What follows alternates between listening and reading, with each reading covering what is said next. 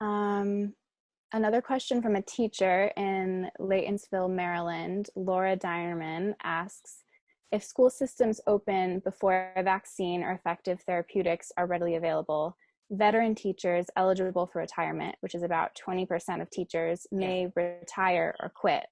So how will school systems, state governments, and the federal government deal with the reduction of teachers in classrooms, and how will they pay for the sudden increase in funds needed for the new retirees? So to say that our education department, this was the point of the Atlantic article, is like, we don't even know what our gaps are. I mean, in other words, it was such an afterthought about the possibility that this pandemic would be here for a while, or that it would be raging, right? So everyone closes schools, and there's no federal guidance on sort of how to open them, right? So once again, we did not treat it like water and electricity as we should. And so in a normal crisis, right, where you have a functioning central government, you would have done what's called a gaps analysis. You would say, sort of, what do we need, right? What's happening?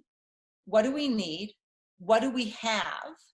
How do we fill that gap? It can be mind-boggling. Some of it can be really, really overwhelming, but at least we know, right? Right now, a school district may open and lose 10% of its teacher population overnight, if that's the decision. And so part of what the engagement factor is the schools or the superintendents need to communicate both how they're going to do this, and need to listen about and I don't mean to call teachers the market at all, but like, what are your stakeholders telling you? They're telling you it's a bad decision, or they're telling you we can do this if it's, hybrid and stuff. It's not that every and it's not necessarily the unions, right? It might just be individual teachers who have a different risk assessment. If I'm a healthy teacher and my school district opens in some fashion, I would, and depending on where you are, but let's do Massachusetts because we're sort of in a good place.